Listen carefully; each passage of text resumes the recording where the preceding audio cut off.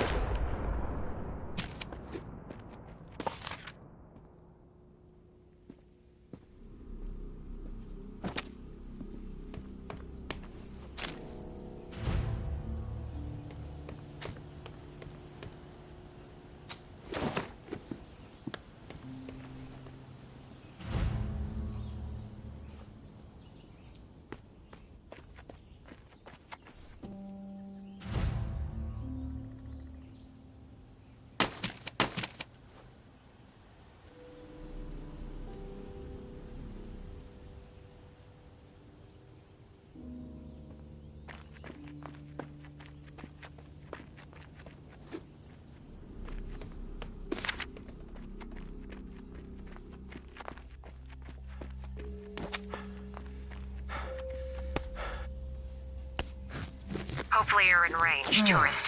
We need to talk. Beat back, okay?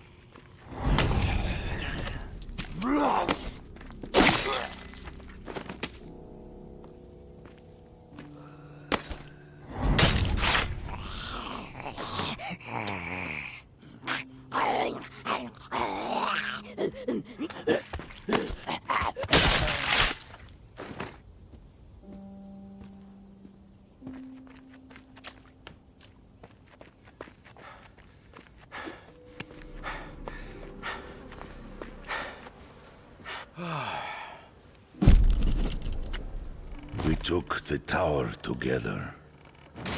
You faced the rotten teeth of death alone. From this burden, we are freed.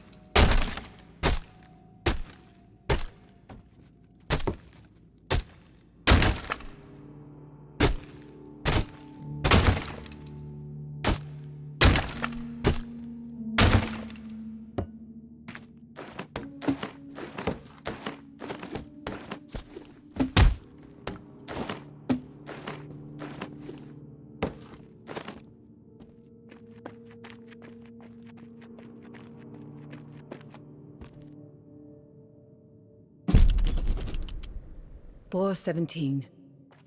Gary, if you're reading this, then the time has come.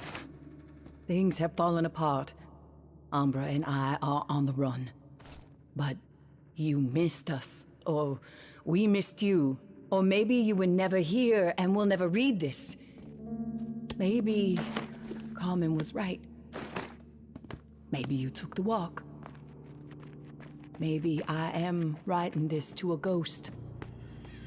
But something inside me holds on to a vision of you knee-deep in the swamp, stubbornly trudging back to me and Umbra. There is no home anymore. There is only us. The three of us against this fucked-up world. We cannot wait here for long. We are being hunted. We must move to survive. We will leave traces. You know where. Be relentless, my love. May.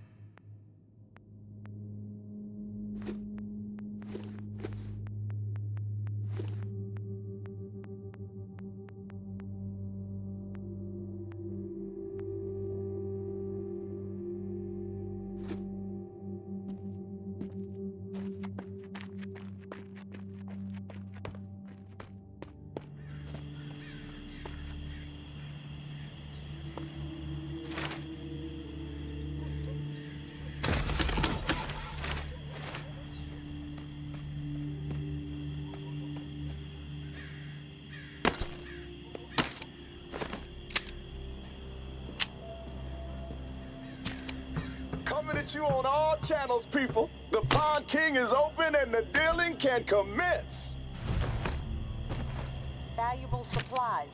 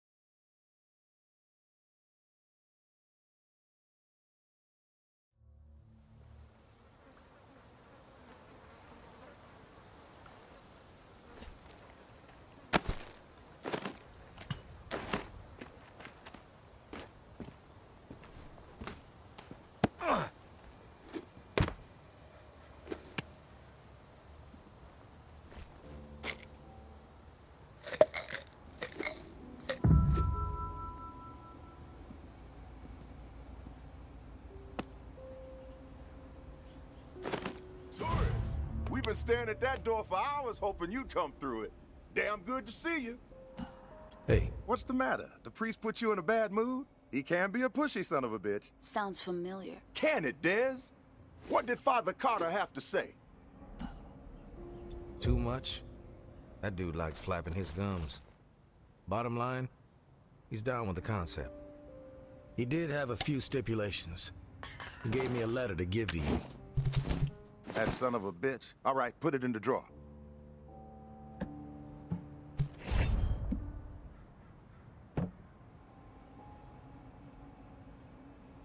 Man of God, my ass. He's a wolf, this guy. Shifty, but fuck it. He can have it his way. With the preacher bringing his exiles to the table, we will have people in every corner of this city. There's a whole lot of demand out there, tourists, and everybody in NOLA's gonna know that the Pond King always delivers. It doesn't sound as cool as you think. Keep quiet, Dez. I'm doing business with the tourists. You'll get your cut once the goods start flowing through here from our exile friends. With everybody still dazed from the shitstorm in Old Town and the reserve fiasco, this trade network is the perfect plan at the perfect time. Supplies have never been harder to come by. Everybody's got Old Town on the brain. Yeah, well, it was a fucked up situation. Some lunatic has figured out how to keep the bells ringing for days. What's the point of that? Slaughtering a bunch of innocent people, then making it nearly impossible to ever set foot in that stretch of NOLA ever again. Chaos like that ain't just bad for business, it's bad for living. Hope Mama gets a hold of that fucker, gives them what they deserve. I heard it was some tower guy went rogue. Yeah, but you know what they say, Pumpkin. Truth travels slowly. The rumors have wings. You're like the only one alive who says stuff like that. Cut the shit, Dez. I mean it. Why the supply shortage? Gotta think the reserve had something to do with it. Everybody had it in their heads that there was this buried treasure out there. And they all broke their necks trying to find it. Then, poof, it evaporates into thin air. And all those folks who were depending on it gotta find another way to feed themselves. Now, some people might see that as a crisis. I see it as an opportunity. Another sign that we're all fucked. You need to shift your attitude, kid. Just make sure my cut is substantial, Sonny. Then we won't have a problem. I'll tell you what I tell all my associates. I haven't operated this fine establishment for 28 years, through a fucking apocalypse even, by breaking my promises. You've got my word, and my word is good as solid gold. It's true. He does say that to everybody. That's enough, Dez. One thing you gotta know about the exiles, they're like catfish, night feeders. So you'll need to venture out after dark to do business with them. Work that UV flashlight to find where they've set up shop. It's a whole different ballgame at night. But the exiles say it's the best time to scavenge. Less competition, lots more loot.